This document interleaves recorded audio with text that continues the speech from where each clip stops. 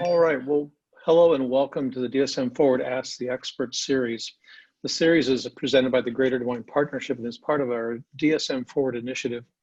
Our goal is to help business leaders connect, share, and exchange information and resources related to moving forward in this next phase of reopening. The partnership has published industry playbooks, business playbooks, FAQs, and other resources available to you on dsmpartnership.com/DSM Forward. That's the link that you see in the screen above. We hope those resources, in addition to these Ask the Expert series, are helpful to you. So today, I have with me Kim Osberger with Saxon and John Kenworthy with Story Kenworthy. And they'll be talking about just what's going on in the world of workplace. And so I'd like to ask you now, if everybody could, mute your microphone, turn off your video to save bandwidth, and open up the chat window. We're going to use the chat for questions today. We really want to ask you to get involved in this. I've got a couple of questions I can ask to get things kicked off, but if you have questions, now's the time to type them in. Kim and John, if you would like, I can read the questions off to you as they come through. And then whoever wants to answer them, it's going to be an interactive session. Also, we are recording the event today, and we'll be making that recording available to any and all who would like to see it after the fact. So I think what I'll do is stop sharing my screen and so we can see the two of you a little bit better.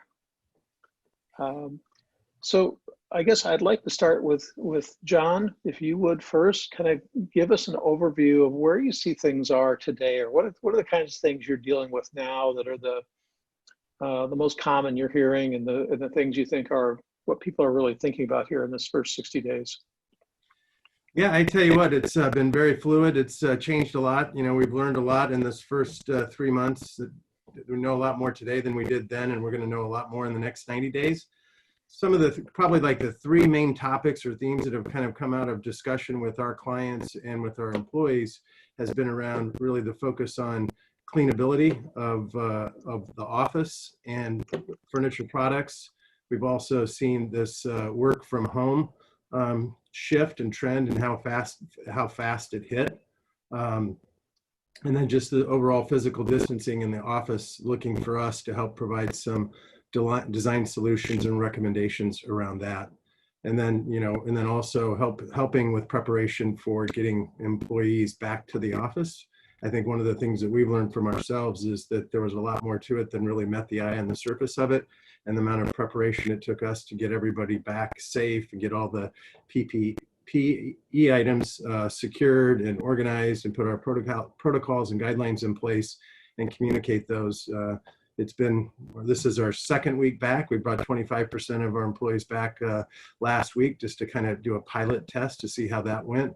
It was clumsy and awkward and kind of felt a little bit weird, but I think what we did realize is that from our employees and surveying them is what they're looking for is they realize the need to get back to work. They realize that the work that we do is heavily teamwork and collaboration around that. And then just that whole sort of what I would call human connection. I think that it looks and feels a lot different when I come into the office now with 25% people of our employees here. It just doesn't have the same energy and the same feel and the same sort of collaboration that was taking place prior to it. So we're learning and adapting as we go as to what this sort of new different is going to be for us and our business and for our employees. Kim, I guess I would like to ask you the same question. Are there things you're hearing, things you're doing now to get ready to come back? And what are you hearing from your clients? Yeah, it's similar to John.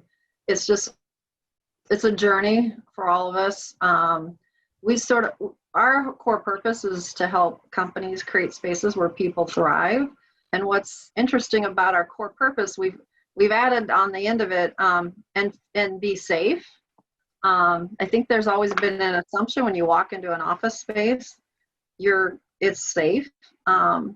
And people don't feel safe right now. So everything John said, plus I think we've put a heavy emphasis on communication and really listening to our staff and our clients, because this is if you think about Maslow's pyramid, we've sort of kicked everybody back to the bottom of the pyramid. And, I think in the past, we were really used to trying to elevate the human experience and get people engaged and thriving. And you can't do that if you don't feel safe. So the whole being safe, really everything we are doing is revolving around that and making that safety our top priority. And safety there's the physical part of it, but there's also just the mental, like feeling safe. Because until you feel safe, you really can't do your best work. So for Saxton, what we've done, and I think the framework we're using with our clients is initially we're all in a respond mode. And so you're just like drinking out of a fire hose of change. And then you quickly realize you got to start to prepare to return to work. And so what does that look like? And that's where we're sort of all in a trial and error situation. And we started allowing visitors come in by appointment, which helped us figure out how is this really going to work. And then we've been working on map space and changing the density of how we use the space, the divisions of the space, and then really elevating our cleaning levels way beyond what they were before. And then just tracking who's there and checking people in and that sort of thing. So that's been helpful. We're shooting to bring our staff back in at the beginning of July. So right now we're sort of in that trial and error stage.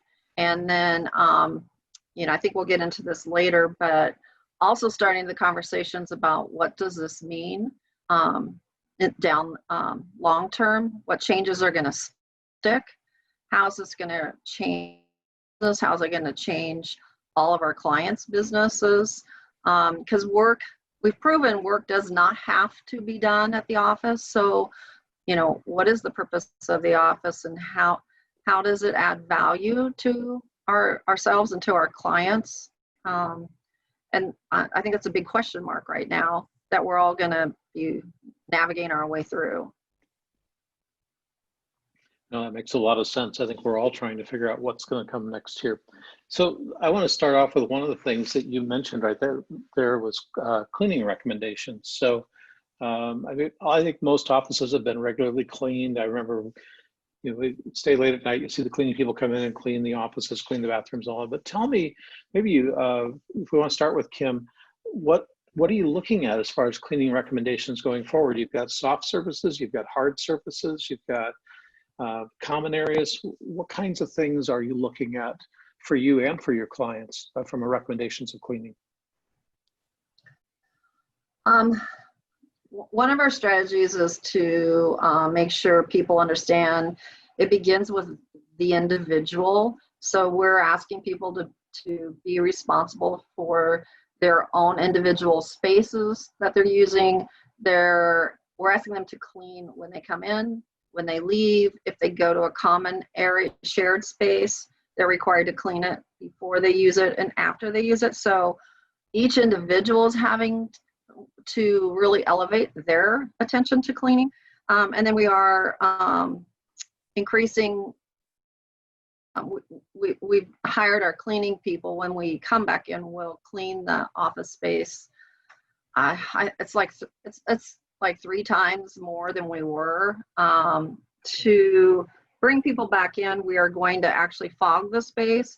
I don't think it's necessary, but we're going to do it. Just to, again, elevate the cleaning issue.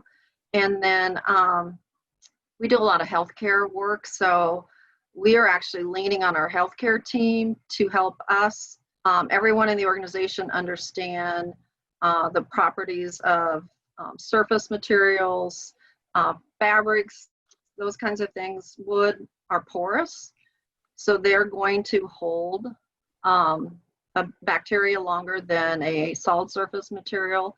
COVID itself is actually it's not hard to kill, but it will stay on surfaces. And the CDC is also changing. So we had a lot of strategies in place, and then the CDC a few weeks ago said surface materials are not contributing to the spread of the disease like they thought they were. But still, I think for people to feel safe, the space has to be really clean. We also changed out all of our faucets so they're touchless. So we're looking at those kind of opportunities to reduce how often people touch something. And we don't have this all figured out yet, but we're also trying to figure out what are the rules around coffee, kitchen, those kinds of spaces that were communal and a great place to hang out and really elevate social interaction. We haven't totally landed on how we're going to do that, but we're definitely going to restrict access and usage to those spaces because they're shared. Yeah, no, that makes sense. That was one of my questions was about things like kitchens. So it sounds like that's kind of still kind of an up in the air. John, do you have anything to add when he gets into this cleaning? And let's go there a little bit on kitchens and maybe even common spaces. Like, to me, it's not just the meeting rooms, but it's the front counter for those who have a greeting counter. I had the opportunity to go to my doctor's office this morning for a regular physical, and you now stand 6 feet back from the counter. So what are you seeing there, John? Well, what we did is we kind of basically came and laid out our entire space with assigned stations now. And, I mean, you've kind of seen the trend shift from unassigned space, and it's a more condensed real estate footprint. We're seeing that opposite happen right now with a lot of our clients. We've had several of our clients have asked us to come and take out 50% of their seating capacity so that it won't be a temptation for people to use. And so we're putting that in storage temporarily until basically we can find a treatment or a vaccine and kind of go back to whatever that new different is going to be. And then in the common space areas, we've defined spaces where people can occupy those. And then we provided all the PPE items in there to wipe off, disinfect everything once you're in there. And we're asking people to leave it better than it is when they came. So to clean up after themselves. And we're already seeing that there's a lot of change in behaviors and habits. As a result of this, I think people are being more conscientious about making sure that they're wiping things down. I think they're being more conscientious about washing their hands and doing the proper safety precautions, not only for themselves, but for everybody surrounding them. But we are putting limited access. We have several different meeting rooms that support different size groups. And as a result of that, we're trimming those down so that we can minimize the 3 or less people per meeting. And if it's greater than that, we're just asking them to consider using a Teams or a Zoom meeting like we're doing today, because we have been able to adapt and find that that's effective. It's maybe not as productive as it would be if we were in face-to-face and in person, but it is working. So for the foreseeable future and for the time being, we're going to continue along that path of limiting access to those common space areas and assigning spaces. Okay, John, thanks for that. I want to keep going with that if you won't mind. A lot of these tools like Google Hangouts and Zoom have rooms products where you can actually set a room up to be enabled for Zoom or Hangouts or WebEx or whatever. Are you seeing more people asking about that, about meeting rooms that can support both in-person and digital? Oh yeah, so we're working with our IT department just to try to better understand how we can provide those solutions and guidance and consultation to our customers. So right now, I mean, being this is our second week back, we have the benefit of learning from ourselves so that we can take that experience then and share that what worked, what didn't work, and what we might recommend doing differently as more companies start to come back to the office. Okay, thanks for that. Kim, you talked about tracking people and tracking visitors, and I suppose tracking actual employees as well. Are your customers asking you about that, and what are you guys doing to track? We're trying to figure that one out. We've explored apps. We've explored software. We've looked at can you do it on your phone? Do we just do it the old-fashioned way and use forms? And then we're trying to balance it. Our HR head of HR is trying to help us think through. There's a COVID issue, but there's also HIPAA, and you're collecting data. So I think there's a lack of clarity on what the employer's really responsible for and how to navigate some of that. So I think over time that'll get clearer. But right now we're just using paper. And we're also being very careful what we ask and record so that we don't have a liability there. Right. I was just thinking about all the work what's going on with contact tracing and trying to be traceable. And, there's been a lot of discussion about the privacy of mobile phone numbers. And so I can imagine that adds to it. Do you track the employees as well on who's coming in and not? Yes, we are doing that. And we're also tracking, we have room schedulers. So that's a convenient way to track, who's where and who's, because there you're going to be more exposed if you're, sharing a room with someone. But we're learning as we go. Yeah. So Kim, we've talked several times, we've heard the words feeling safe when it reflects the employees. What does it take to feel safe? And again, I know it's very early, but what kinds of things do you've got a lot of expertise in this as well as John. What are the things that do make people feel safe in a workspace environment? Well, first of all, they've got to be convinced you care. So it starts with communication and making sure you're listening, as well as, sharing information. And then, we're changing cleaning protocols. John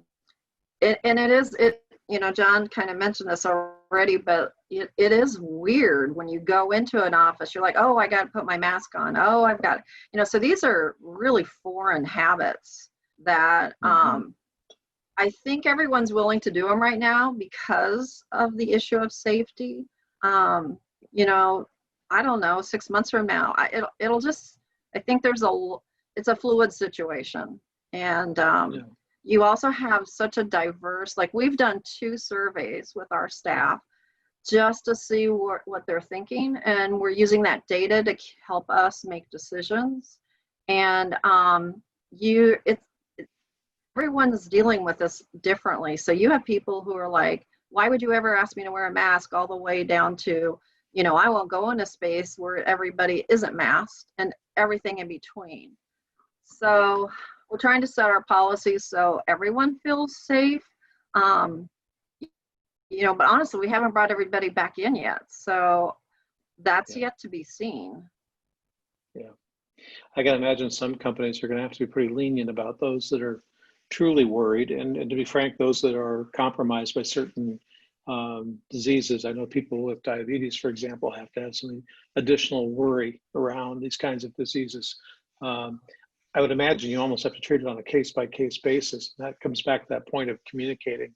Do you hear from clients that they're looking at a longer-term work from home situation for some who want or need it? And can you give me an idea of the there's probably a certain breadth to that, but what are you hearing as it relates to longer-term work from home? I think companies will develop very flexible policies around this, and I don't see it going away. But companies also are going to have to figure out, there's a balance between productivity, innovation, collaboration, culture. What we think in our organization, our culture was strong enough that we could send people home and it worked. And they're productive, but over time, that is going to become more challenging. And that shared physical space helps form your culture and your communication and your social interaction. When we did the surveys, by far the biggest thing people miss is the social interaction with their coworkers. Right. And they also John, are let me ask missing you. some of Oh, the go ahead. tools. No. Missing what? Some of their technology tools that they're just they Yeah. can't replicate at home, Yeah. like a big color printer. Yeah. I've heard printing come up in a lot of conversations about, we were talking to financial people where they're printing, they have to print physical documents, but the documents are extremely sensitive information that they're legally bound to keep contained. And then, so they're literally having them go into an office, print it, work with it, and then shred it before they leave. Because again, this is your financial information, it's banking information. This stuff cannot be let out the door. So it makes for an interesting set of limits around what can and can't be done. John, what are your thoughts as we look longer term at the future of the office? I mean, one of the things that I keep hearing over and over is we have to be ready for another pandemic, and the likelihood of this happening again. It was called out by many people that this was going to happen.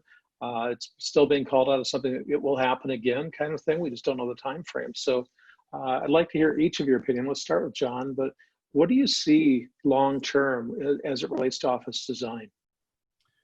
It's a interesting question and a conversation or narrative that we've been having around here in terms of what that looks like, talking with customers, talk about with real estate agents, talk to our manufacturers on some of the trends they're seeing across the country. typically in Iowa, we don't see the extremes of the highs and the lows, and some of the shifts in those trends aren't as large. What we were seeing prior to this was that there was a big shift to more of the open collaborative work environment with unassigned spaces, and people were working from home. We're starting that trend. We were starting to see it here a little bit here locally. We are talking to some clients and that are basically saying we think that this is working, and we think maybe it'll fall somewhere in between, so that the blended solution might be something around a portion of the people are working from home because they're getting that work done, and then we'll be bringing in other people back into the office and rotating those through. I think we can probably expect to see that on a short-term basis, particularly with some of the larger employees that have density issues with their real estate footprint and not being able to provide physical distancing within their current real estate plan.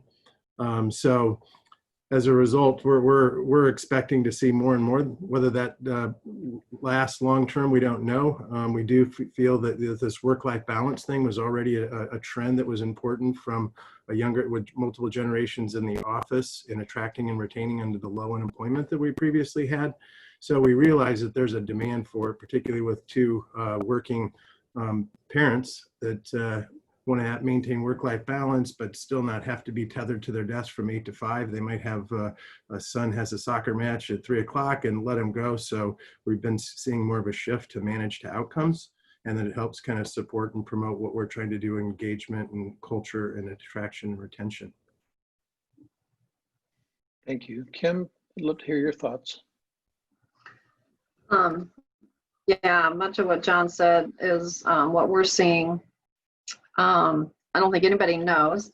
I do think some of the marks that will remain are, a lot of companies use density as a strategy to contain costs. And I think if you prioritize people and people feeling safe and, the benefit of coming together, I think you will see, we won't revert all the way back to the 80s, but I think you're going to see more division of space, potentially bigger spaces, workstations, personal spaces coming back, or they'll create a strategy where if they have a fluid enough and flexible enough schedule, some companies are looking at alternating when you're even in the office.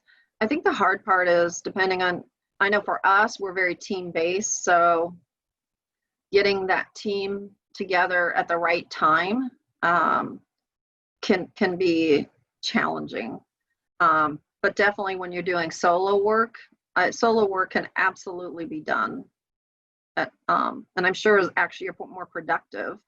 You're probably not more productive necessarily if you have childcare issues, and some of the things that are in the mix right now that can make it really challenging to work at home. But eventually those things will get sorted out. And so long term, I think companies will embrace work from home, and they will ask themselves, why do we bring people into the office? What is that purpose? And I think you might see more meaningful spaces designed and less cubicle farm spaces, and maybe even elevate the whole office space environment could actually benefit long term. Well, one of you mentioned the idea of what is the purpose of the office, rethinking the purpose of the office. I did many years in a tech company, and a lot of the technology companies were a little farther out in front of some of these trends for a lot of reasons.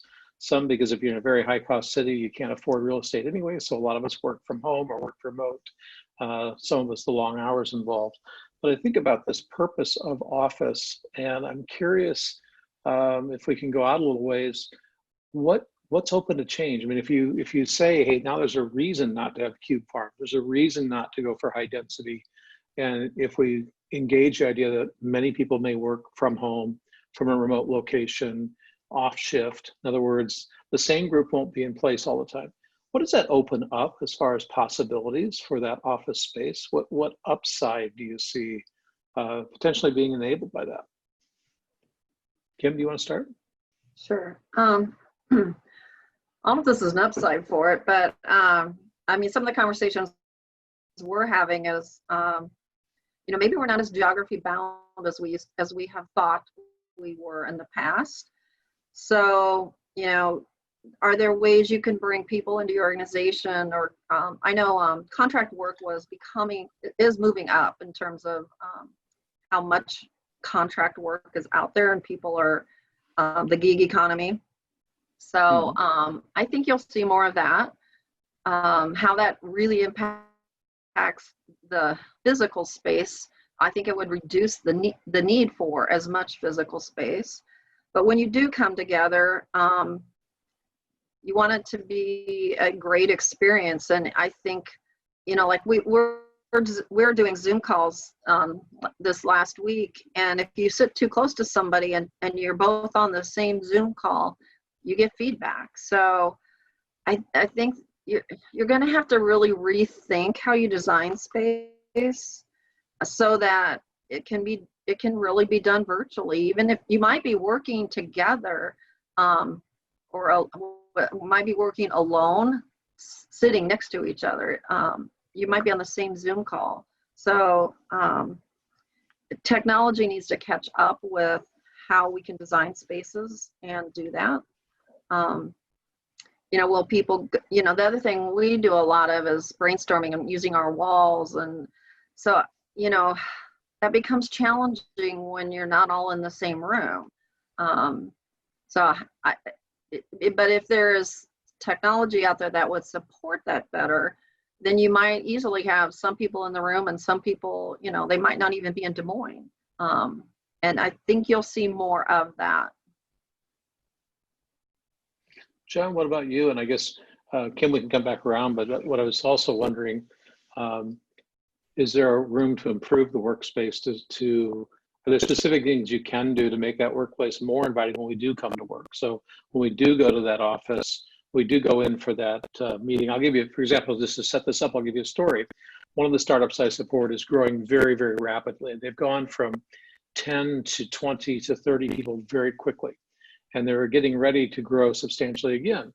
And through this, the CEO recently said to me, we don't know that we're going to even rent a full office space anymore. We're thinking now what we want to do is either rent a smaller space or even share a space where we have one day a week where we can bring the whole team in to do a huddle or whatever, and then disperse back out. So I'm wondering, whatever the magnitude, whether 10% of people are working at home or 80, that space you have, what can you do to make it more inviting long-term? What do you do because, I'm with you. I walked into a lot of businesses in the 90s when I was selling computer systems, and you walk past cube farms. That's what it was. It was not a very inviting world. So I'm curious, John, what you're thinking, and then maybe we can go back around to Kim. Yeah, I mean, I think it affords an opportunity to look at space differently, and how we leverage it to meet the needs of whether it's our employees or our customers' experience. And so, I mean, really repurposing, redeploying that existing footprint in different ways to support work being done differently, I think provides an opportunity that when you start to create that physical distance within those spaces and trying to provide additional collaborative and smaller group meeting areas, it provides an opportunity. I do think long term this could have some real big implications to the real estate market as a whole across the country, and how employers, particularly the larger employers, are starting to look at that and saying, hey, listen, can we do this with 50% less of a real estate footprint? Because there's obviously expenses associated with that. I think that there'll be some that will be early adopters of that. I think there'll be other ones that'll kind of be first followers, and then I think the rest will kind of all start to sort itself out from that standpoint.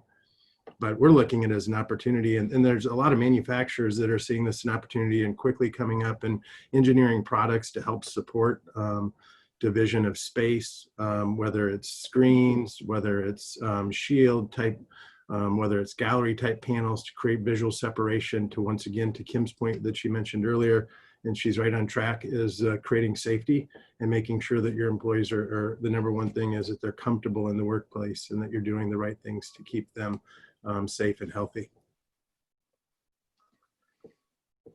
Kim, any other thoughts on your part? Yeah, I would add, I think of spaces that people feel elevated in. I think of daylight, inspiring spaces. So I think really paying attention to design and creating what we call magnet space, where people want to be in that space. They don't walk into it and dread it like the old cube farms. Nobody wants to be in those spaces. The other thing that we're seeing is a lot of interest in prefabbed or manufactured off-site and brought to the job site, and where you can make changes. So modular construction that is it can elevate the design of the space, but it also gives you the ability to change it, because we in our world, one of the terms we use is future proofing, and so none of us know what the future is going to bring, and none of us certainly expected COVID-19, but you really need to be thoughtful about how you're planning, because we need to be able to design spaces and supply products and materials that can be morphed into something completely unexpected without replacing it all. So we're also, we're also needing to look at those kinds of thoughtful solutions where the product's been engineered to be able to change and adapt to situations and things we can't predict. And I think you'll see more of that.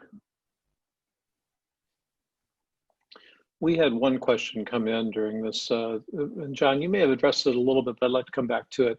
The question asks, are your clients leaving workstations vacant to allow for 6-foot distances, or are they actually physically removing the workstations to provide that distancing? And maybe, John, if you want to take it first, then Kim, I'll be curious to hear what you're hearing as well on this subject.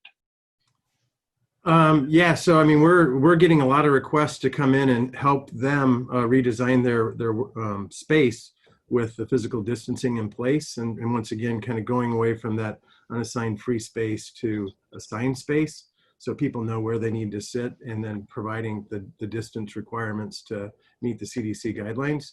So we're going through and providing that as a service for a lot of our clients. As I mentioned to you earlier, we've had several of the larger clients that just to eliminate the temptation have asked us to come and pick up their chairs to get them down to 50% capacity, so that there won't be that temptation, because chairs are on wheels, they can move pretty easily, that it just kind of creates a unnecessary risk. So we're helping to support them by providing that service as well. Okay. and then doing some just sort of kind of some design oriented solutions to help kind of look at the orientation of the furniture and shifting it from a linear base to more of a like a pinwheel 90-degree type thing to be able to create that separation that they're looking for. Yeah. I would imagine that they're trying to get away from that, having people facing each other type of thing. Kim, what about you? Yeah, I think it depends on a lot of different things. What is their strategy for even back in? You know, and then how dense is their space to begin with? So some clients, when you do the math, you couldn't spread out and divide it enough, you know, to actually make it work. And some clients have enough space, they really can. We're leveraging signage as a part of the solution. One, to just remind people, you know, if you see indicators like safety and washing your hands and, you know, stand here and those kinds of things, it helps. Posting occupancy, you know, the occupancy count at the conference tables and in the rooms, recalibrating that. And you know, I've seen both. Some clients are like, let's just remove some of that furniture, and some are like, they're just going to use signage. Partly because the situation's so fluid. Like, how far do you go before you're kind of stepping back? Right.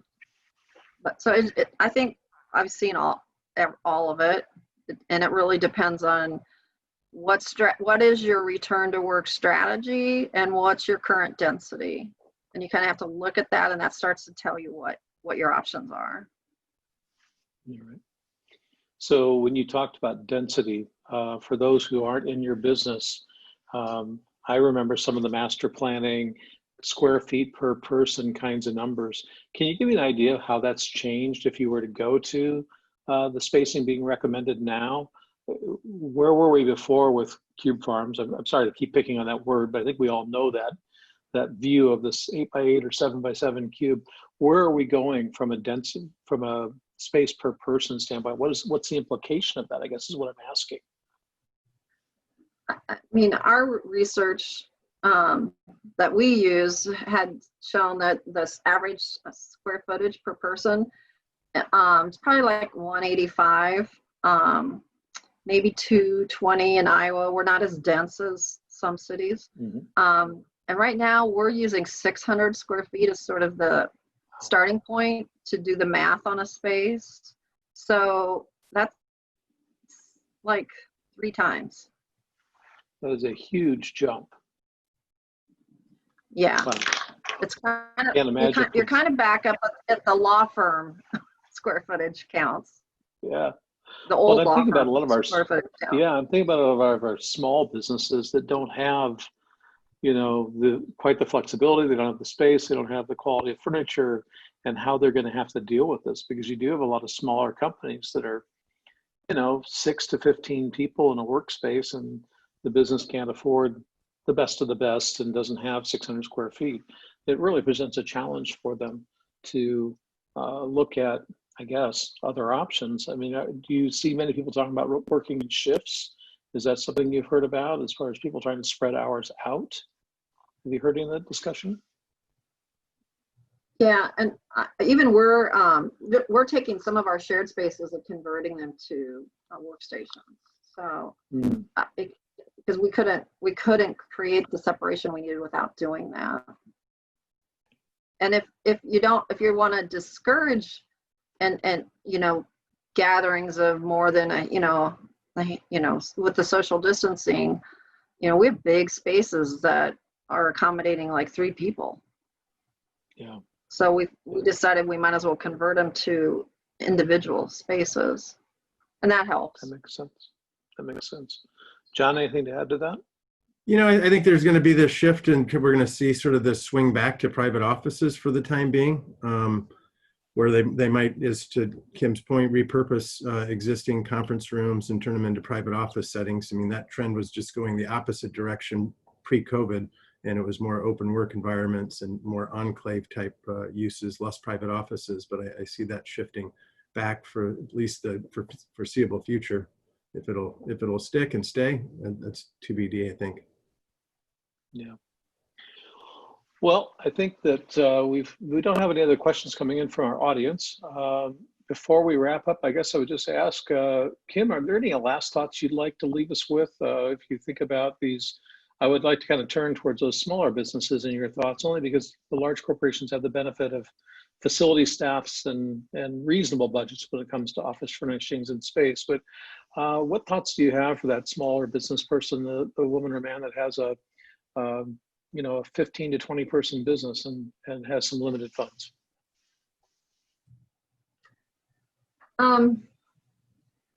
I think they're similar to some of the things we've already touched on. Make sure you're communicating, keep that dialogue going, and it, the situation's fluid, so you might feel safe one day and then your neighbor gets COVID and now you don't feel safe anymore. I mean, this is so not static.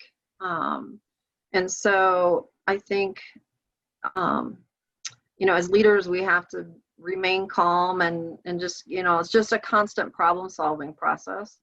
I think sometimes the smaller organizations, I mean, they have the benefit of knowing their staff really well.